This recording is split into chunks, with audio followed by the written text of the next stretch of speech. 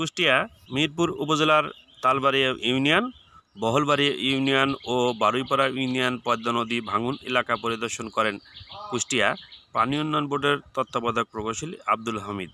তিনি বলেন, আমাদের জ্ঞাতার্থে বলতেছি আমরা এই এই যে এই ভাঙন থেকে রক্ষার্থে আমরা 1472 কোটি টাকার একটা প্রজেক্ট পাস হয়েছে। তালবাড়িয়া সাহেবনগর এলাকায় 9 কিলোমিটার এবং শিলাইদহ এলাকায় 1.53 কিলোমিটার। অলরেডি আমরা টেন্ডার আহ্বান করছি, টেন্ডার ফয়সালাও করছি। 15টা 33টা প্যাকেজের মধ্যে 15টা প্যাকেজ অলরেডি আমরা টেন্ডার ফয়সালা করছি, ঠিকাদার নিয়োগ করা হয়েছে।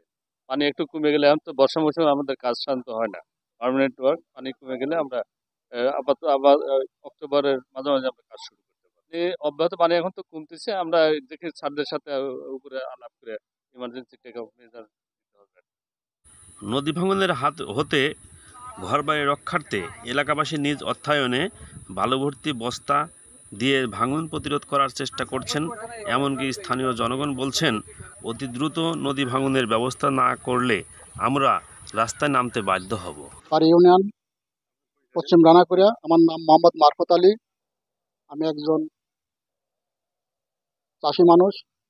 আমাদের নদী পথে, নদীর জন্য আমাদের যে আবাদি ফসলি জমি যা ছিল সম্পূর্ণ বিলীন হয়ে গেছে। এখন আছে, আমরা হয়ে গেছি এখন জমিহীন। আমাদের যদি এই বাড়িটা যদি ভেঙে যায়, আমরা হব ভূমিহীন। আমাদের কোনো জায়গায় যাওয়ার কোনো স্থায় নাই। আমাদের এক কাঠা জমি কেনার মতো কোনো ব্যবস্থা নাই যে আমরা সেই জমিটা কিনে আমরা কোথাও বাড়ি করি। তাই আমাদের জানের দাবি, প্রাণের দাবি, আগামী কাল থেকে যদি এই জিওব্যাগ যদি না ফেলা হয় এই জায়গায়, তাহলে হয়তো এই বাড়িঘরগুলো বিলীন হয়ে যাবে, আমরা হয়তো সবাই ভূমিহীন হয়ে যাব। আর ভূমিহীন হলেও যে এখান থেকে যারা এতে পুরো ভাঙি, যারা ভূমিহীনের বাড়ি করার সে জায়গাও নাই যে সেখানে যাই বাড়ি আমরা করে থাকি। আমাদের এমন একটা অবস্থা, আমরা এই সরকার এখান থেকে অনলি আপনার 100 মিটারও নয়, 300 ফিট মতো নদীর আপনার পাবনা কুষ্টিয়া যে মহাসড়ক, সেই সড়কটাও ঝোঁকের ভিতরে আছে এবং এখানে হাজার হাজার পরিবার আপনার নদী ভাঙনে বিলীত হয়ে যাচ্ছে। আমরা সরকারের কাছে আকুলভাবে আবেদন করছি যে তাতে প্রফেসর মোহাম্মদ ডক্টর ইউনূস সাহেবের কাছে আমরা সমিনভাবে জানাচ্ছি যে আমাদের এই নদী ভাঙনটা যেন খুব দ্রুত প্রতিরোধ করে। আর আমাদের যদি এই নদীটা যদি দ্রুত যদি প্রতিরোধ ভাঙন না করে, হয়তো কাল থেকে হয়তো দেখা যাচ্ছে লোকজন হয়তো রোড ব্লক করে দিবে কিংবা আরো কিছু করতে পারে। আমরা তাই সবার কাছে বলতে চাই যে খুব দ্রুতভাবে যাতে এইসব বিশৃঙ্খলা কাজ যাতে না হয়। আর এখানে কোনো দল মল নাই, এখানে আমাদের একটাই দাবি যে আমাদের নদীকে বাঁচান, আমাদের বাড়িকে বাঁচান, এই নদী ভাঙন ঠেকান, বাড়ি বাঁচান, আমাদের দাবি হচ্ছে এটাই। গ্রাম রানাকুড়িয়া থেকে নদীর কূলে বাড়ি।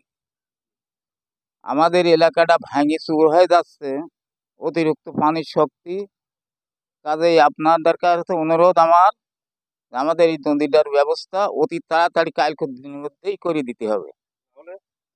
না হলে আমরা ভাঙি তো যাবে, আবার আপনার না করলে আমরা একটা ব্যবস্থা হয়তো আপনার কাছে আবার নেবো। আসসালামু আলাইকুম, আমার নাম রুহুল আমিন নাতুরপাড়া। বাড়ি রানাকুড়িয়া, তালবাড়ি ইউনিয়ন। আমার এই নদীটা ভাঙন শুরু হয়েছে, বিলন হয়ে যাচ্ছে। আমার এই দল ফল কিছু আমার সরকারের কাছে আবেদন করছি, আমাদের এই নদীটা যেন শাসন করা হয়। কালকের দিনের ভিতরে আমার কিছুটা জিওব্যাগ দিয়ে আমার এই নদীটা শাসন করতে হবে। তারপর আপনার কাজ বাড়াইছে শুনছি আমরা, এটার জন্য সরকারকে আমরা ধন্যবাদ। কিন্তু আমার এই জিওব্যাগ কিছু দিয়ে আমার নদীটা আপাতত কিছুটা শাসন করতে হবে, নাহলে কিন্তু বাড়িঘর কিন্তু আমার নীলের হয়ে যাবে। আমার বাড়ি রানাকুড়িয়া, তালবাড়ি ইউনিয়ন। আমাদের এখানে যে ভাঙন লাগছে, এখানে আপাতত কিছু জিওব্যাগ দিয়ে আমাদের এখানে শাসন করতে হবে। তারপর ব্লকের কাজ যখন হবে, এখন নদীর পানি কমছে, এটা না দিলে আমাদের এলাকা বিলীন হয়ে যাচ্ছে। তাই আমাদের আকুল আবেদন যে আমাদের এখানে বস্তা দিয়ে আপাতত এখানে পানি ঠেকাই আমাদের রক্ষা করার জন্য আমি সবাই অনুরোধ করছি।